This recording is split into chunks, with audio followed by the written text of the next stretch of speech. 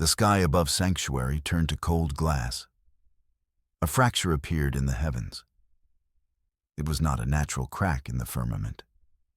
It was a wound torn open by geometry and malice. You saw it from the high window of the citadel, the last outpost on a world of memories. Below you, the final archive of humanity slept. It was not a library of books or data drives. It was a repository of feeling, a vault containing the idea of what you were. And they had come for it. The Axiom fleet emerged from the tear. Their ships were perfect, cruel shapes, needles and tetrahedrons of polished obsidian. They drank the starlight and left only blackness behind. No signals were sent. No demands were made. The Axiom did not negotiate. They calculated. They solved problems. And humanity, to them, was the last unsolved equation, a chaotic variable that needed to be erased. You were the equation's guardian. For generations, your family held this post. The archivist, a title of immense honor and crushing loneliness. You stood watch over the echo of a billion lives. Their art, their foolishness, their absurd, unbreakable hope. Everything the Axiom sought to unmake. The air grew cold in the citadel spire. A low hum vibrated through the stone floor. It was the sound of their approach, a tide of perfect logic rising to drown your world. They were scanning the citadel, probing its defenses with icy fingers of energy. The planetary shields flickered. They would not hold for long. The Axiom's methods were relentless. They would simply keep trying, forever, until the math worked in their favor. Apparently, perfect logic hates waiting in line. You had moments at best, not enough time to fight, barely enough time to think. You ran from the window, down the spiraling stairs carved from star metal. Your footsteps echoed in the vast silence. You were the only living soul here. The citadel was a tomb and a cradle, a memory of a species that had once touched the stars. Before the great silence, before the Axiom rose to cleanse the galaxy of irrationality. Your duty was not to fight a battle you could not win. It was to protect the archive's secret. You reached the grand chamber. In its center, a smooth, seamless plinth of white stone pulsed with a soft light. This was the lock. For 500 years, the galaxy's greatest minds had tried to open it. Cryptographers, warriors, philosophers, they all failed. They thought it was a code to be broken, a puzzle to be solved. They brought their immense intellects to bear against it. And the lock remained silent. The Axiom would be no different. They would see a computational problem. They would apply infinite processing power. And they would be met with quiet refusal. But their patience was not like yours. When they could not solve the puzzle, they would simply destroy the board. They would sterilize Sanctuary from orbit, erasing the archive and everything else with it. You could not let that happen. You placed your hand on the stone plinth. It was cool to the touch. The light within it seemed to respond to your presence. It beat faster, like a heart. You closed your eyes. The low hum of the enemy fleet was louder now, a monstrous drone that promised oblivion. You had to trust. You had to remember. Not a code, not a key, not a password. You had to remember a song. The Axiom's assault on the archive began, not with weapons, but with numbers. Pure mathematical force pressed down on the citadel. Gigatons of processing power focused on the single, silent plinth. They sent prime number sequences. They sent star science equations. They tried to brute force the lock with the weight of the universe's own rules. You could feel the pressure in your teeth, a headache that was not your own. The white stone did not respond. It remained placid, a silent testament to a different kind of strength. The enemy's logic was a battering ram, but the lock was not a door. It was a memory, and you held the only key, a key they could never imagine. You pushed their piercing logic from your mind. You focused on a distant, warmer thought, a memory of a memory, passed down from archivist to archivist. It was a child's forgotten rhyme, a nonsense song from a time when children still played under a yellow sun, on a world whose name was now just a whisper. Old Earth. Your grandmother had sung it to you, her voice a frail but steady anchor in the sea of your memory. You took a breath. The hum of the axiom was a dissonant, angry growl. They were failing, and their failure would soon turn to fury. You began to hum, a simple, gentle melody. Then you let the words follow, softly in the echoing chamber. One star to watch the door. The light in the plinth flickered. It shifted from white to a soft gold. The axiom's mental assault wavered, a flicker of confusion in their perfect network. They had no context for this new data. A child's song. It was illogical, irrelevant. You continued, your voice growing stronger. 2 stars to find the floor. The golden light expanded. It flowed from the plinth and spread across the chamber floor. It formed a pattern of soft, glowing lines. A map began to draw itself at your feet. The axiom analysts were surely reeling. This was not cryptography. This was not science. It was something they had no name for. You could almost feel their frustration. It was like a static charge in the air. 3 stars to make the key. You sang the 3rd line with growing confidence. The map on the floor coalesced. It showed star systems, nebulae, pathways through the void that were not on any known chart. It was a route to a hidden place, a secret kept by a simple tune. All their star science and processing might, beaten by a rhyme about counting stars. A small, defiant smile touched your lips. You sang the final line. Your voice filled the great chamber. 4 stars to set you free. The light surged. A section of the chamber wall dissolved into a shimmering portal. It revealed a small, sleek ship nestled in a hidden hangar. Your escape. The archive wasn't the stone plinth. The archive was a location, a destination. And this ship was the only way to get there. The lock was never meant to keep people out. It was meant to let the right person, the one who remembered the song, escape. The song was not just a password. It was a guide.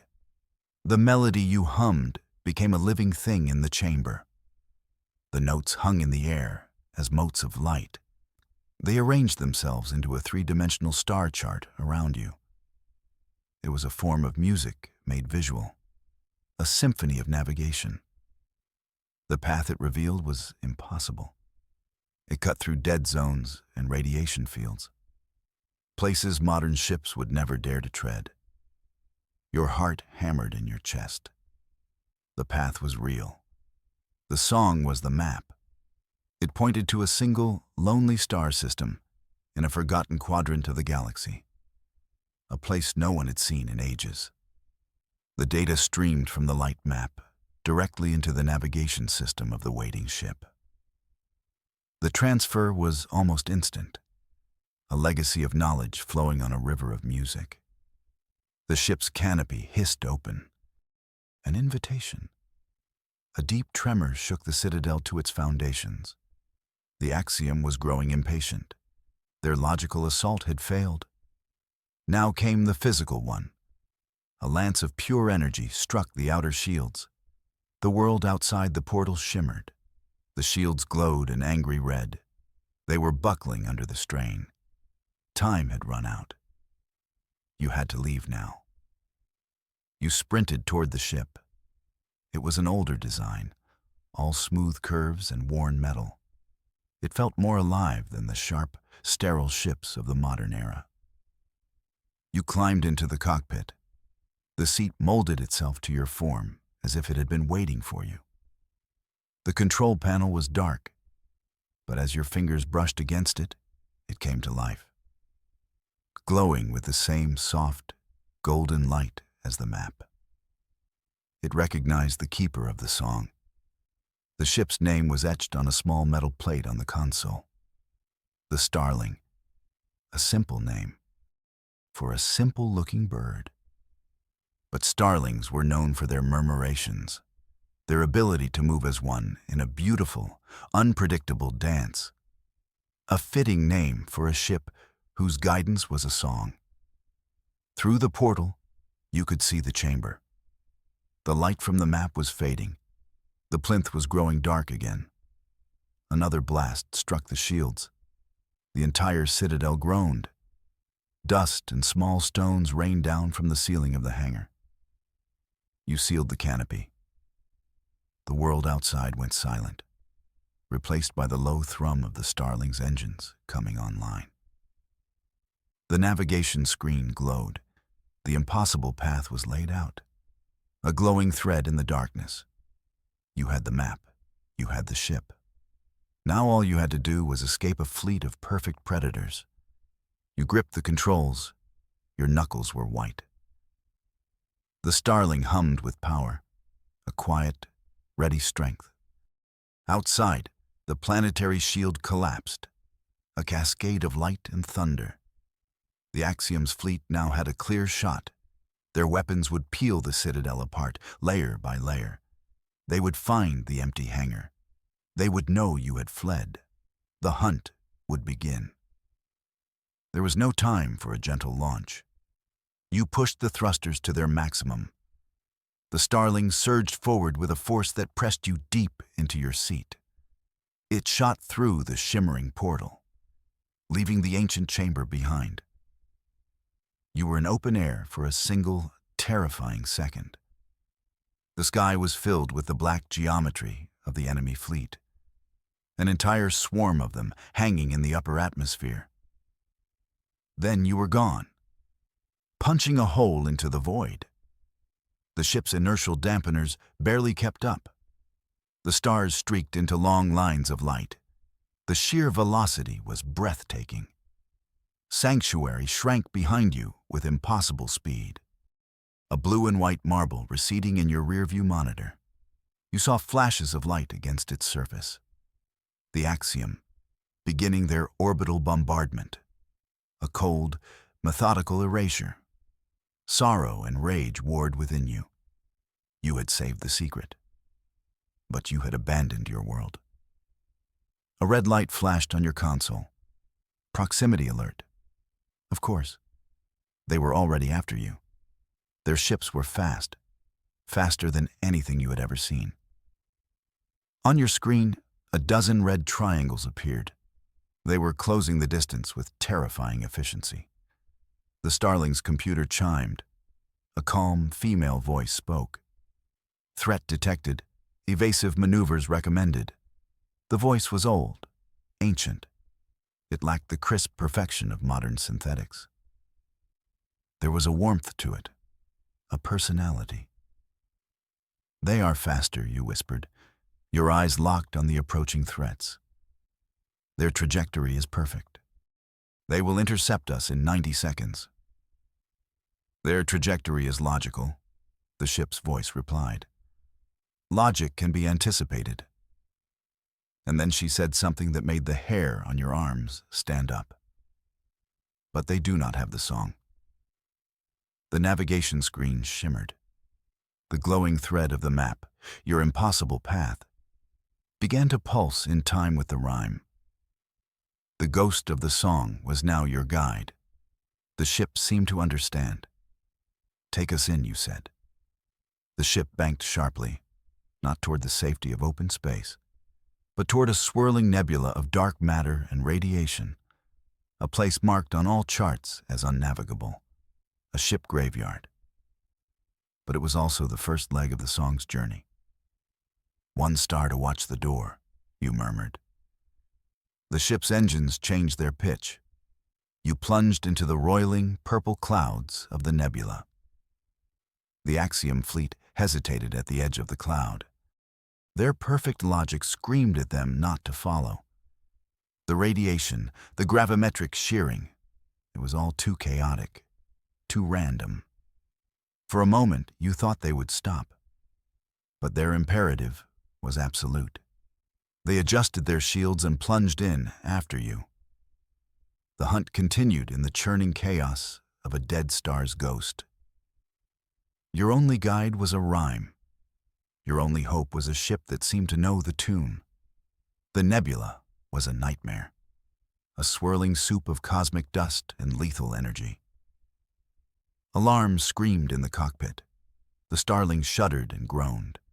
Outside, arcs of lightning lashed out from the purple clouds. They struck the ship's shields, making them flare with brilliant intensity. The Axiom ships were struggling too. You could see them on your tactical display. 2 of them collided in the chaos.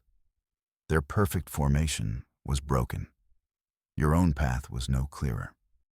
The navigation screen was a mess of static and warnings. The glowing thread of the song was the only stable thing in this maelstrom. It weaved and danced through the storm, a path that made no sense. It led you perilously close to pockets of intense gravity. It skirted the edges of pulsing radiation fields. Any sane pilot would have turned back. Any logical machine would have calculated the odds and given up.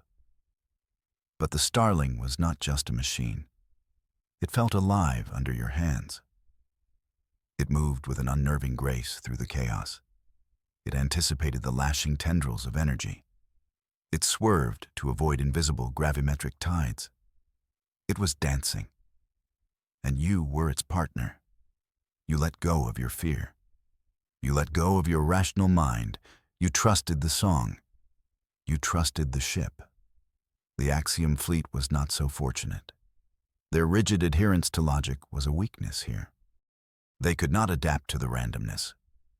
They tried to predict the path of the storm. They tried to calculate a safe route. But the nebula was not a problem to be solved. It was a force of nature.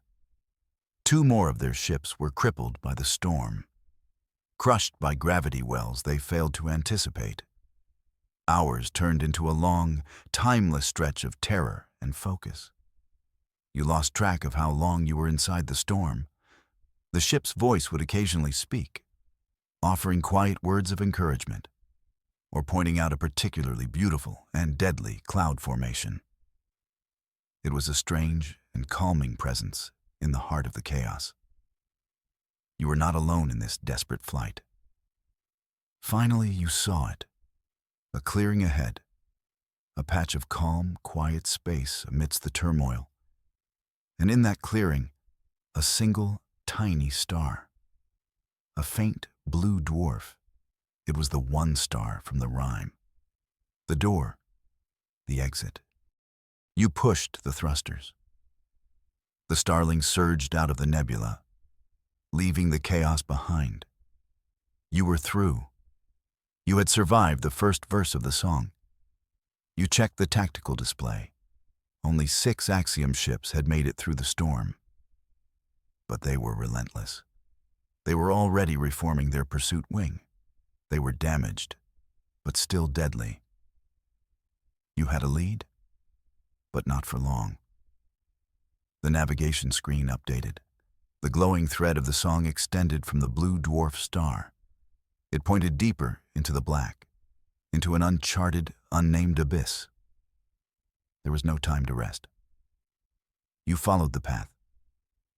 The second verse of the rhyme echoed in your mind. 2 stars to find the floor. What did that even mean? You flew for days. The pursuing ships kept their distance, biding their time, waiting for you to make a mistake. The void out here was deeper, the stars fewer. It felt like you were flying toward the end of everything. Then the Starling's sensors picked something up, a colossal object, drifting in the darkness. It was not a planet or a star. It was a structure, ancient and vast. A megastructure built by a long-dead race. It was a Dyson sphere, or what was left of one.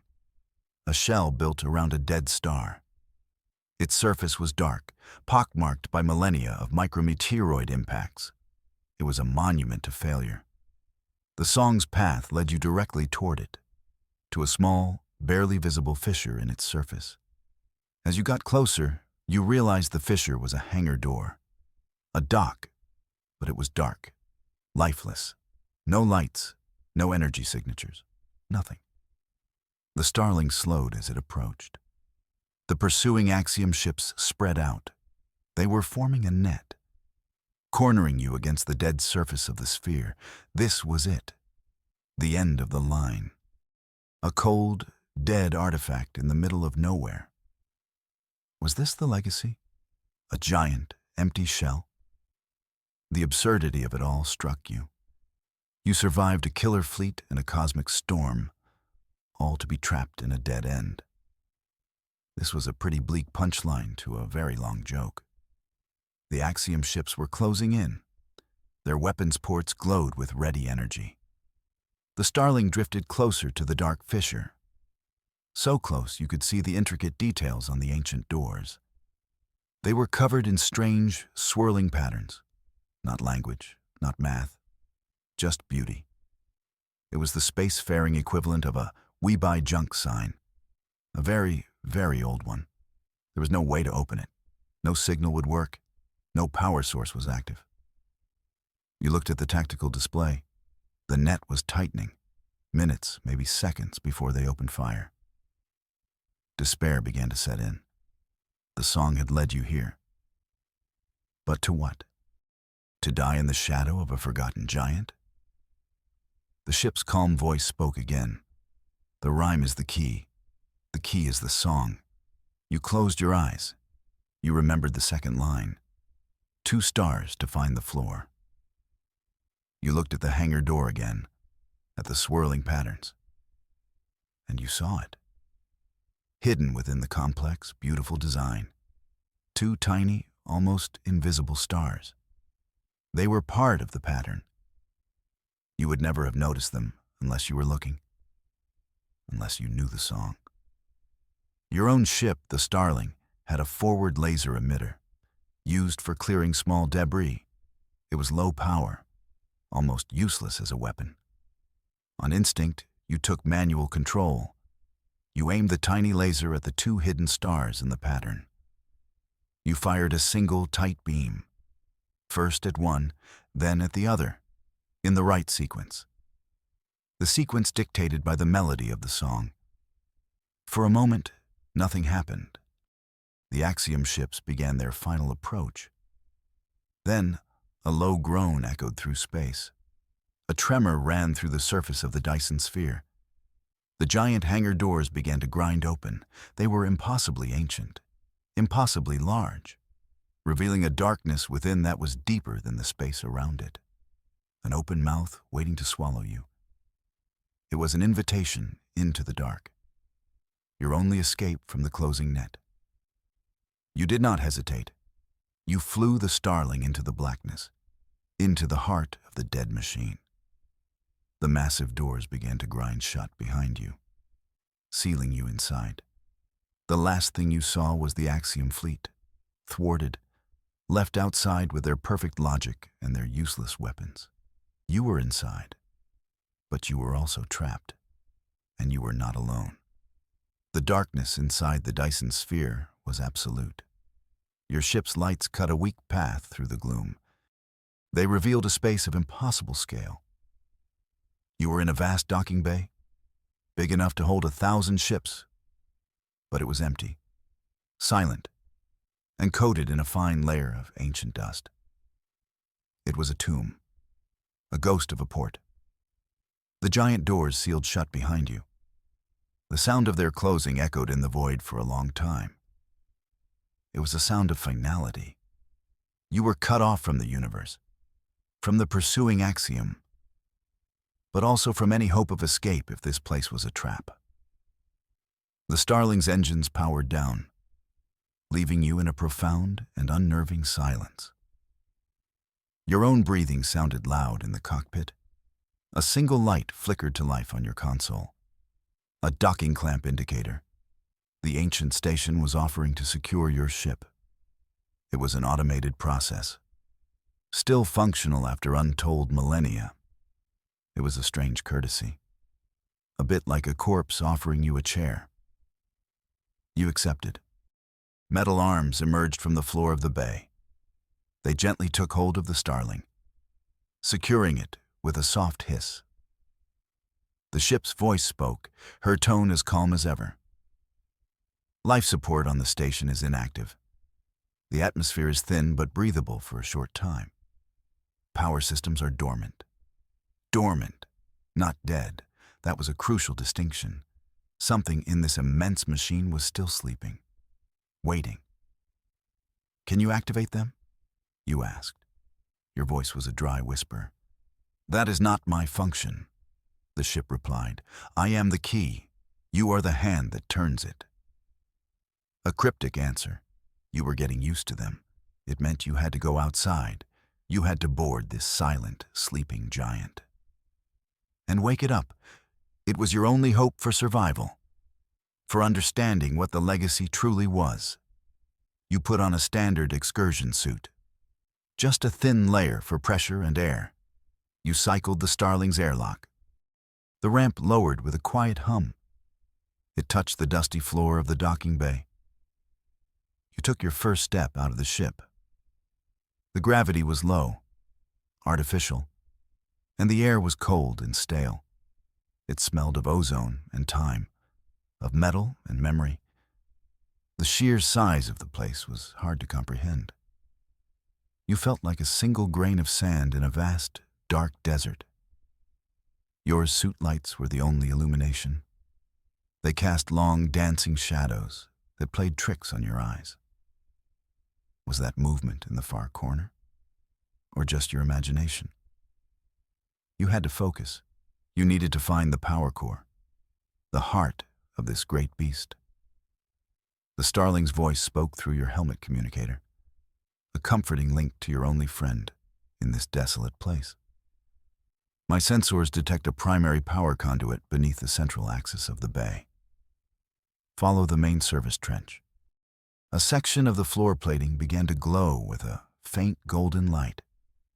The ship was illuminating your path, using its own energy to guide you. You walked toward the center of the bay. Your magnetic boots clanked on the metal floor. The sound was lonely and loud. You found the service trench, a deep channel in the floor. A ladder led down into the darkness. It was a long way down. You took a deep breath, and you began to climb into the guts of the sleeping giant. The climb down felt like a descent into another world. The air grew colder, the silence deeper. The only sound was the scrape of your gloves on the ladder rungs. The Starling's light from above faded, replaced by the narrow beam of your suit's light. You were alone in the dark. Deeper and deeper you went, following a path laid out by a forgotten song. A path that would lead you to an ancient, sleeping mind. The service tunnel was a maze of pipes and conduits. All of them were cold and dead. Dust lay thick on every surface. The kind of dust that takes 1,000,000 years to settle. You followed the main power conduit, a massive cable as thick as your body. It snaked its way through the tunnels, a dead artery waiting for a heartbeat. After what felt like an eternity, you arrived at a large, circular chamber. In the center of the chamber was a colossal sphere. It was made of a swirling, crystalline material. It was dark, lifeless. This was the main power regulator, the brainstem of the Dyson sphere, and it was your job to wake it up.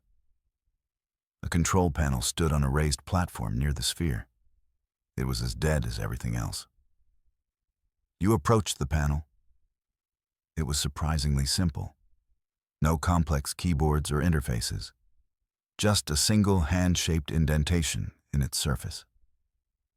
The message was clear. It needed a biological interface, a living touch, an idea so alien to the Axiom's philosophy. They believed flesh was weak, a flaw. Here, it was the final component, the spark to start the engine. You took off your suit glove. The air was thin and freezing. Your bare hand ached from the cold. You hesitated for a moment. What would happen when you touched it? Would it overload? Would it consume you? The Axiom fleet was still out there, waiting.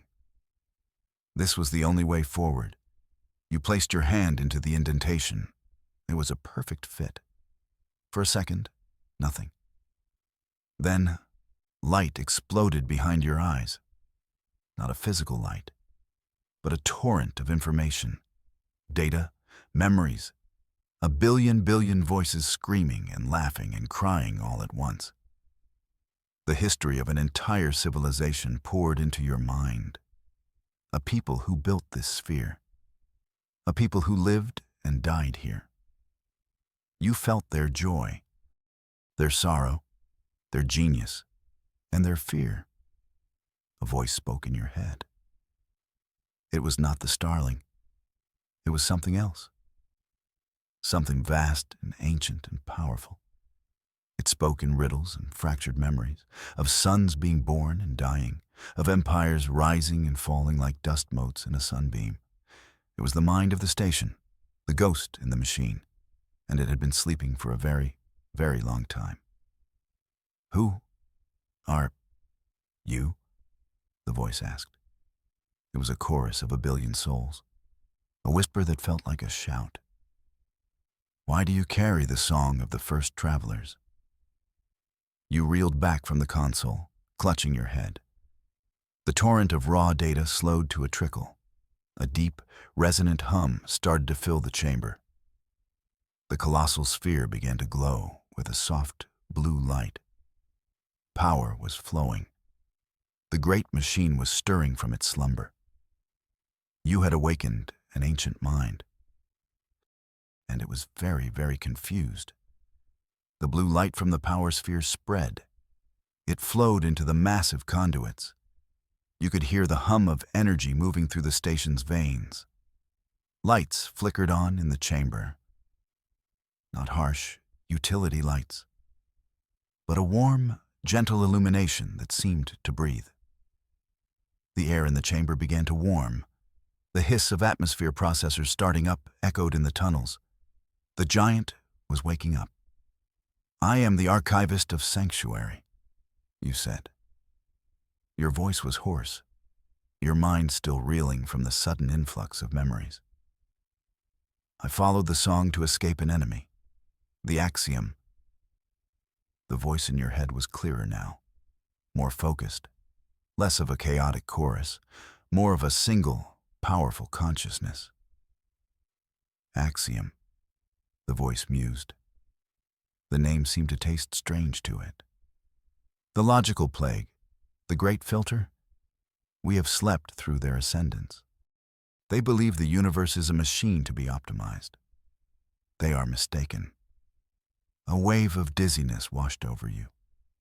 The mind of the station was sharing images with you, not just words. It showed you visions, flashes of a time long past, a vision of a green and blue world, a planet so beautiful it hurt to look at, oceans of impossible blue, continents of vibrant green. It was a world teeming with a chaotic, messy, glorious thing called life. Old Earth.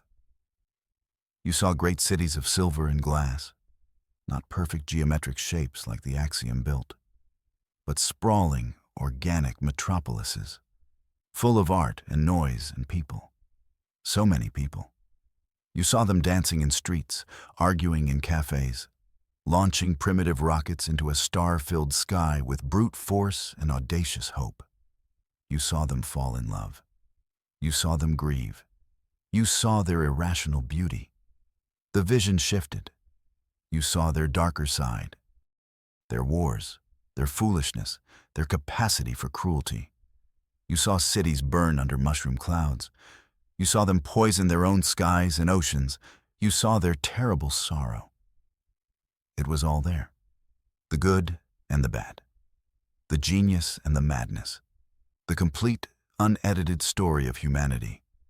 A story the Axiom would call a disease, a flaw in the code of the universe. "This is what you guard?" the ancient mind asked. "This storm of feeling, this chaos?" "It's who we are," you replied, your voice thick with emotion. The visions felt as real as your own memories. "It's all of it, not just the good parts." The Axiom wants to erase the entire equation because they cannot solve for hope or for sorrow. The blue light in the power sphere intensified. The hum of the station grew stronger. "An interesting variable," the mind said. "Dumb. They seek to control the universe by eliminating all unpredictable elements. But it is in the unpredictable that true creation occurs. They are not conquerors. They are gardeners, pruning the universe of its most interesting flowers." The connection between you and the station mind deepened. It was no longer just sharing old memories. It was learning from you. It tasted your loneliness as the last archivist.